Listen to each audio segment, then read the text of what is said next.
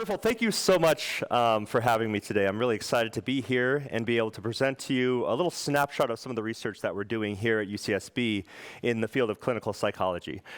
So first, starting off with the question, what is autism? So this is a term that you may or may not have heard of, and it really describes a neurodevelopmental disability that really manifests in childhood, but then ends up being something that somebody has lifelong.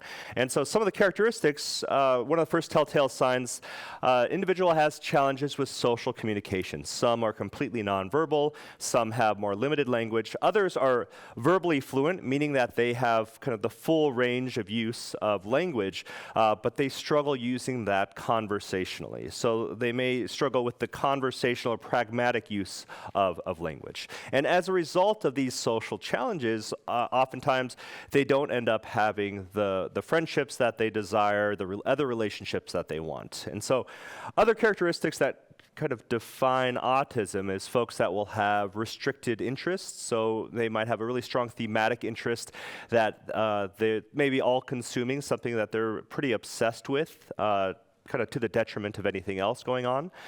Repetitive behaviors, you might see toe walking, hand flapping, kind of repetitive play with toys, using toys in a way that's maybe a little bit unusual and not kind of the functional way that a toy is typically played with. But ultimately, the reason it's called an autism spectrum disorder or autism spectrum condition is because there's a high degree of variability in what this looks like. There's folks that are nonverbal, that need a lot of help and 24-hour care. There's also individuals with off-the-charts IQ that live independently. They might even be CEO of a company. They might have a family and kids, and be pretty kind of self-sufficient, but they still might struggle with some of the rigid behavioral patterns, some of the challenges with socializing and kind of maintaining those relationships. Okay, so today we're going to talk a little bit, give you a tour of the center, and then we're going to talk about two pretty critical developmental milestones. So toddlerhood, okay, that's that critical bridge between when you're an itty-bitty infant and you're blossoming into a child, right? There's a lot that goes on there. When you're first born, you don't talk, you don't walk, you're dependent on adults to do everything from you, to feed you, to change your diaper, everything. And in the span of a few short years, suddenly you're a walking, talking force to be reckoned with, right? You have all of this independence. You can kind of get into things you're not supposed to get into. You can mess with stuff. And really, that's the way that your cognitive development, your brain development is happening, is you exploring and learning from other people. Another critical transition is this adolescence. It's childhood now transitioning to adulthood. And that all of you are kind of on the verge of a big transition here where suddenly you don't have caregivers kind of helping, making decisions. You're going to launch into adulthood. And that's simultaneously very exciting and very scary to have to kind of take on that level of independence and autonomy all by yourself. Okay? And then ultimately, we're going to talk about how these projects, now we're thinking about how do we increase the impact and the scalability of that. Okay? So starting off with the center. Okay? So what is it that we do at the center? So I like to sum it up. We create transformational autism intervention programs. Okay? That's no small feat. And what we mean transformational is that we need to impact someone's life in such a way that it is fundamentally different from when we started working with them. Okay? Easy, right?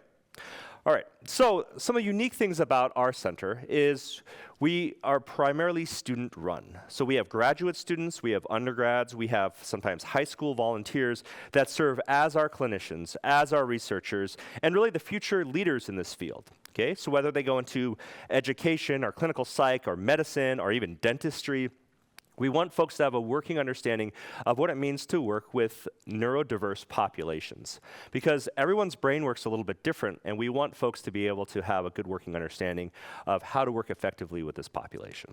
Okay? We're strength-based and person-centered. What does that mean? That means we're not just interested in identifying what somebody's deficits are, what somebody's weaknesses are, what they can't do well. We start from a place of strength. So oftentimes we're asking, what are your child's strengths? What are their interests? What is it that they're really passionate about?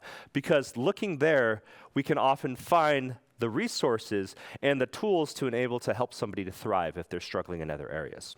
Person-centered, meaning we're focused in on the needs of that person first. We're not just trying to get rid of problem behavior. We're not just trying to make them comply to instructions. We want to say, hey, you're a human being and you've got aspirations, you have dreams. What is it that you want to do? Okay, who do you want to be friends with? What do you want to be when you grow up? And then we want to make sure that everything we're tailoring in our programs are centered around helping that person reach their full potential. Okay?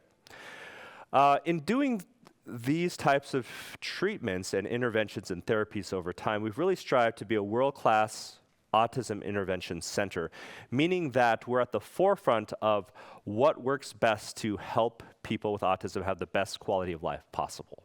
Okay? So what we see in our outcomes from our research is really life-altering outcomes. And then this has helped kind of build an international reputation for excellence. So let's take a deeper dive into some of the work that we're doing now. So toddlerhood, okay? So that transition from infancy to childhood, again, a really critical time where you're learning how to walk, you're learning how to talk, you're learning how to use your brain. So let's think a bit about what drives child development, okay? It turns out if you just kind of left a kid by themselves, not a good idea, by the way, over time, if you took care of their basic needs, make sure they were fed and you changed their diapers, but you didn't give them a lot of social interaction, that's not going to be the best for their development, okay? So humans are social creatures. We really thrive by ongoing social interaction. And so here we have an example of a parent-child social engine. This could be a caregiver-child social engine, a grandparent-child social interaction. But over time, we could see what happens. So in a lot of interactions, a parent does some sort of bid. It might be like a peekaboo game, like, oh, where's mommy? Where's mommy? The child responds, and they might pull down the blanket, or they might say, da, or they might do some sort of response. And then what's going to happen over time is the child loves that game, so they're going to start to initiate that on their own. They want that to continue, right? So they're going to try to figure out some way to do that again. Do it again, or they might make a sound. And then the parent is going to go ahead and respond back. So you can see this pattern of parent initiating, child responding, our child initiating and the parent responding. So it's this back and forth, right? And it's this cycle over time. And what's really powerful about this is they can learn language this way, they can learn different emotional responses this way. Oftentimes, if a child sees something potentially scary, they'll look at their parents, see, is mom freaked out too? Or is dad freaked out? No, they're okay? Okay, then this thing's okay. And oftentimes you've seen this where a kid will fall to the ground. I don't know if I should cry or not. Let me check with my parents. And if the parents are like, oh my goodness, then the kid will start to cry. But if they're like, oh, you're okay, get back up. They're like, oh, well, I guess I'm okay. And they'll dust themselves off, and they don't have that big kind of crying and then meltdown too. So there's a lot that happens in this parent-child social engine over time. So what happens in autism's impact? So oftentimes, we have somebody who's less socially responsive. Okay? And what that means is when a parent does a bid, oftentimes there's no child response. Okay? And so the parent might try some other things, but if the child's not responding, they're like, I guess my kid's not into that game. So they may not do that interaction anymore. Or something else that might happen, a child might not make that bid anymore. Okay? Because they don't know how fun peekaboo is, or they don't see the inherent value of engaging in that back and forth play. So the child's not going to initiate that type of play back. And so the parent doesn't have an opportunity to respond, and they're not going to do those types of bids in the future, okay? So really, the question becomes, how do we jumpstart this engine? If this is so important, if this gets language going, if this gets their cognitive, their brain development going, if this gets their emotional development and their regulation skills going, how do we get them interested and connected with the people that are arguably the most important in their lives? So their parents, okay? And so what we've done is we've taken this, what we call the PRISM model, and it's this intervention that's really designed to target social motivation. Okay? So what is PRISM? So we start with motivation. So the question is, what does the kid love more than anything else in the world? And so for some kids, it might be a favorite ball, it might be a toy, it might be one of those sound-making toys. You push the button and it makes the same sound over and over again. It might be picking up leaves and just dropping it and watching it float down. It might be picking up a stick and waving it in front of their eyes. It might be something that's a toy. It might be something that's just a repetitive play interest that they might have. And then what we're going to do from there is we want to try to incentivize them to talk for that thing, right? If I love this thing more than anything else in the world, I'm going to do anything for that. And if I'm nonverbal, I might even be willing to make a sound out of my mouth to get that. Okay? So we might model. So let's say I have, I don't know, a ball right here, and the kid is super into it. And so I might say ball, and the kid is reaching for it, they're grunting, they're excited for it, and then maybe even accidentally they say bah. And I'm like, ball, yes, and I give them that ball. Suddenly a powerful exchange has happened. They've learned when I say something, I get something out of it. I got the thing that I love most in the world. And we can also do this with their favorite snacks, with juice boxes, with picking them up and swinging them in the air. And we can incentivize them to start using social communication to get what they want from the world. Okay? Another thing we can do, instead of just giving them things that they want, is we can hijack this child interest and turn it into a social activity. So instead of just handing them a ball to play with, we might bounce the ball higher than they can do themselves. Rather than just letting them jump on a trampoline, we might jump with them and double bounce them and spring them high up to the moon and back. We might do a lot of things to get them more engaged in an activity and more excited about something than they could do all by themselves. And suddenly we've created an interest here, a social interest, that's appealing to them because doing it with somebody else is much more rewarding than doing it all by yourself. And then what we can do is once we've tapped into a few of these interests, we can start to build this social momentum over time. So how do we increase this interaction, this interest in human interaction over time? We can start figuring out all of the activities that involve another person that this person loves. Okay? So this is kind of the basis of our intervention model. Okay? So back to our social engine here. Okay? Oops, sorry, let me go back here. Back to our social interest here. We're going to take something, make it social, and make it so when we do a bid, the child's going to respond to us. And we're going to hope that they like this thing so much that they're going to actually initiate all on their own and get us to do this interaction more and more. Okay? So what we did is we took families that had a child with autism. These were toddlers. And for 10 hours a week, we worked with their families. So we did 8 hours directly with the child, and we also taught the parents how to really engage and how to play with your child in a way that's going to promote the language development, the social communication development, and the social engagement piece, okay? So the interaction was this ABC sequence. And so, okay, this time maybe I have water balloons. It's a hot day. Maybe we're throwing up water balloons, watching them explode in front of us. So I do one. Boom, the kid lights up. They're smiling, they're excited. And then I hold up the next water balloon and I say, water. And the child maybe struggles for a little bit, but then they go, wah. And then because they tried to say the word water, I throw the water balloon up, it explodes. We scream, we laugh, we have a great time. And then we set up another opportunity. And then when the kid gets tired of that, maybe we move on to playing with the hose, and we're spraying with the hose. And then when we realize that there's a water shortage in California, we say, okay, we're going to stop with the water play, but we're going to move on to something else that can save the water supply and keep this child engaged. So we might move inside, and we might play with marble ramps or toy cars or whatever it is the child's interested in. And in doing so, if we've done our job right, the child doesn't realize that they're actually in therapy. They think they're just playing with a bunch of their favorite toys. But really, we have a secret agenda in mind, and it's to get their language going. It's to get them super engaged with us, and it's to get them to seek out interaction with adults more so than wanting to be all by themselves. Okay?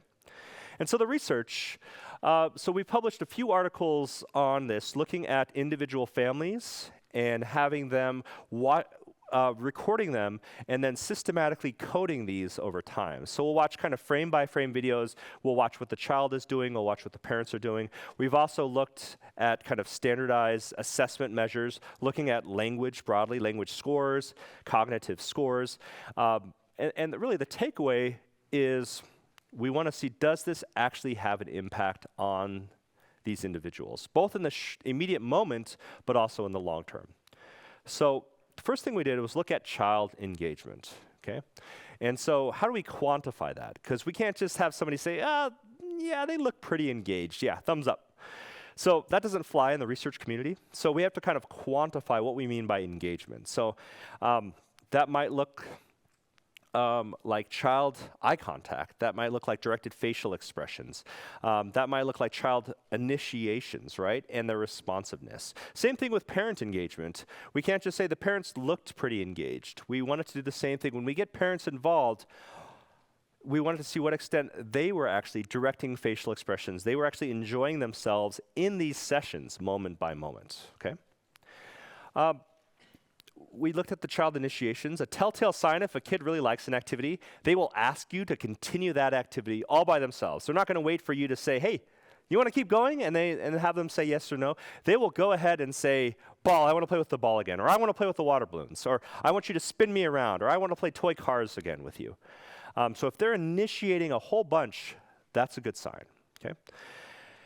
Ultimately, what we can do is if we're collecting enough of this behavioral data, we can actually look at it sequence by sequence, moment by moment, and see if there's a sequential relationship that's going on. Meaning, the child starts doing something, does that trigger something in the parent's behavior? And when the parent does something, does that trigger something in the child's behavior? So we can look at this synchrony that's happening back and forth, okay? And maybe you've had this moment where you're playing with somebody, maybe you're out on the dance floor, I don't know, and you just kind of feel in tune with somebody. You're both smiling, you're making eye contact, and you feel connected with that person. That's really what we're trying to generate here with the parent and the child, okay? And what we see over time is the child's language skills improve, not just in that moment, but when we actually do like speech and language evaluations on them. And when we look at kind of early developmental assessments, their intellectual functioning, that improves too. We look at their adaptive skills, which is the skills they use on a moment-by-moment basis, kind of all by themselves without prompting, okay? Can a kid take care of their own needs without the need for prompting and help from adults? Okay, that improved too. And then ultimately, what we saw was the challenges associated with autism, those reduced over time, okay? So pretty remarkable. We're setting them on a path where the toddlers can be more successful as they enter into childhood, okay? All right. A quote we had was from one parent participating in this project was, "This project was a vital piece in my son's development. We watch our son flourish in ways that we could have only hoped." Okay. "The level of care and understanding we experienced was amazing and truly life-changing." And this is great. We see over and over again kids that started out nonverbal, parents worried, will my child ever speak? And now the opposite problem is true. They're like, can you get my child to shut up a little bit? Because they talk nonstop. They talk about everything. They talk about their friends at school and what they want to be when they grow up and all of this. And honestly, that's a great problem to have, okay? So that's a little bit about what we do at the toddler level. So now we're going to jump forward in development to adolescence, all right? Something you may or may not be familiar with in the audience. But when we talk about adolescence, it's scary and exciting, again, like we mentioned before. So the teen social engine, there's a social engine here, but it looks a little bit different, okay? So first of all, you have to have motivation. You have to want to be able to seek out other people and want to hang out with them, chat with them, get to know them, okay? Because if you don't have that, you're going to stay at home, right? The other thing you need to have is social competence, which is kind of the insight, the understanding, and the skills to use when you're actually face-to-face with somebody else, okay? Because you need that piece too. You can't just go and have the interest, but you have to be able to have the skills to back it up. And when you have that, you're actually going to engage in peer interaction, okay? A lot of you have been immersed in constant peer interaction since you've got here. And for some of you, that's a little bit scarier than for others. But keep it going over time, and you're going to get this engagement and learning, okay? Every encounter that you have, it's almost like a social skills academy, okay? Bit by bit, moment by moment, you're acquiring skills over time, okay? So, but what happens, in a way, what happens here is a bit like a socialization superhighway, right? You kind of connected with people, you've chatted a little bit with them, you've made a group of friends. Every time that you interact with peers, you're kind of on this super highway that's going to really set you up for social success, okay? Because you're building skills and competencies that you will need in adulthood. The challenge with autism, though, is that oftentimes you have one or the other missing. So let's say you have the skills, you could interact with other people, but the motivation just isn't there. Maybe you have a lot of social anxiety, maybe you just don't feel like it, you prefer to kind of just be on your own. If that's the case, this social engine is not going to happen. It's going to stall out. You might also have the motivation, but not the skills to back it up. And those are people that might come in and they might tell jokes that are inappropriate or immature. They might have a way of interacting that's really abrasive. They come off wrong. And as a result, they might get teased. They might get ignored. They might even get bullied because their approach is a little bit different than the norm. Okay? Or they might not have either of these. And because they don't have the motivation or the skills, they're not going to have that peer interaction.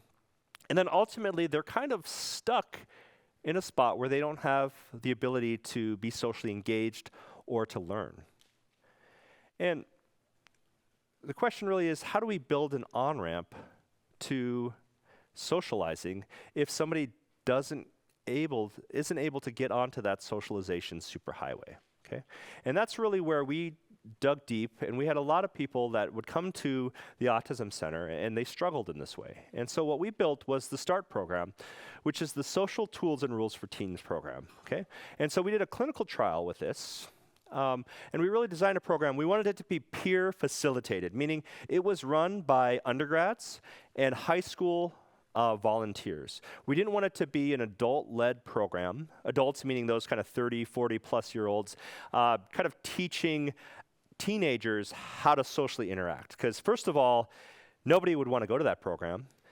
And second of all, like, what does a 30 or 40-year-old know about TikTok or Instagram or anything that's kind of relevant to kind of adolescence right now? And so we wanted to get the teachers, the facilitators, to be relatively equal in age, okay? So we wanted a club-like program where we had people that actually could make it fun, just like an after-school program. We wanted a comprehensive program that covered all these different social skills that were actually relevant to being a teenager. We also didn't want it to just be more school, because most of these folks had school during the day. We didn't want them to, like, hey, in the afternoon, guess what? You get to go to social school. Are you guys excited? I know you just learned math and English, but now you're going to go to social school. No, we wanted actually to learn by doing, meaning you're immersed, you're hanging out, you're eating pizza, you're playing games, and then through that process, you're actually learning how to interact with others, okay? But we also realized everyone's different. They have their different quirks, okay? Everyone look around them. Everybody next to you has a different social quirk, okay? They may know about it, they may not know about it, okay? So in addition to kind of teaching a global set of social skills, we also wanted to work with somebody to say, hey, you've got your own individual quirks. Let's identify what those are. Maybe you know, maybe you don't. Maybe your parents do, maybe they don't. Maybe we can help you identify that. And we can help you kind of target those skills too to help you improve. Because guess what? In junior high and high school, you don't get that type of feedback. They don't say, hey, let me sit and work with you. They just go hang out with somebody else. Okay? Or they might make fun of you and tease you. And you're really stuck without a set of skills to be able to improve. Okay? So we had 90-minute sessions, 20 sessions over the course of almost half a year. So pretty intensive, but again, there's a lot of challenges that we're working to overcome. So people would check in, there would be free socialization time where folks would just kind of hang out, eat pizza.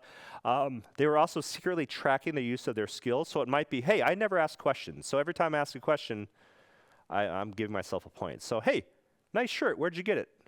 I give myself a point. Hey, what'd you do this weekend? Who'd you do that with? Where'd you go afterwards? And I might be tracking that, or I might be tracking compliments, or telling people about myself if I'm a shy person. So those are all different skills that I might track over time, okay?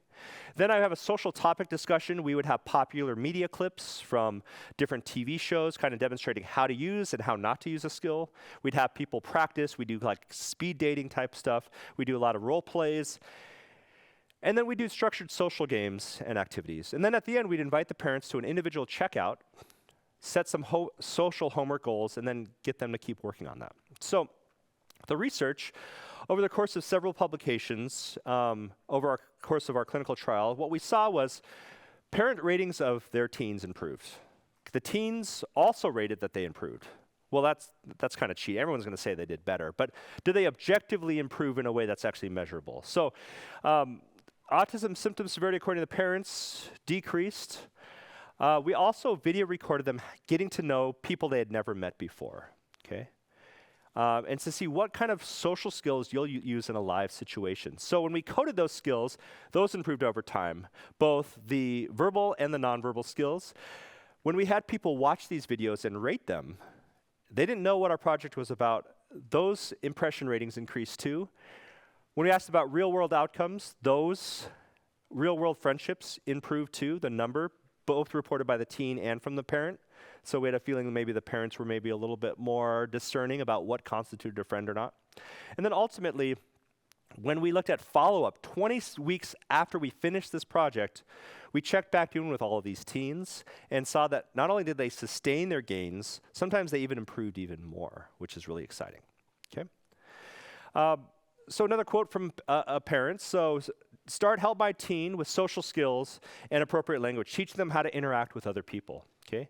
Just having a meeting once a week gave them a boost in confidence and actual social calendar for the first time, okay? All right, so two developmentally different time periods, but the same life-altering outcomes, okay? And ultimately, the last thing we want to talk about is impact and scalability. So what we're trying to do now is we've kind of demonstrated that there's this potential for impact. So we want to expand it to different age groups, different ability levels, people that are more minimally verbal, different interventions, paradigm-shifting new models. We've created a program that completely focuses on social media use. We're developing a curriculum to focus on dating for people that want to go on dates and want romantic relationships but don't know how. And we're continuing to tinker and innovate in this area. But it doesn't help if we just help the people out here in Santa Barbara, okay? We have to scale out and make sure that these interventions actually have an impact worldwide. And so we're rolling out kind of parent and professional trainings, different workshops. We've created smartphones, apps that can actually help teach parents to this without needing a clinician, community agency implementation, and then also influencing policymakers to kind of create policies at a state or a national level that actually prioritize helping individuals with developmental disabilities to thrive over time. And the last thing we're doing is partnering with the community. So just having the awareness, you sitting in this audience right now, you're part of this community now. And you have a good working knowledge of what autism is and how to help people on the spectrum.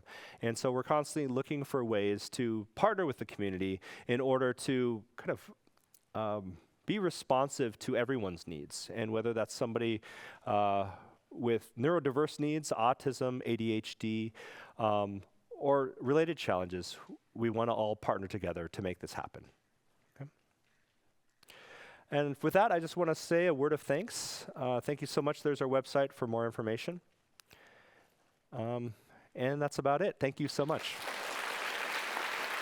Thank you.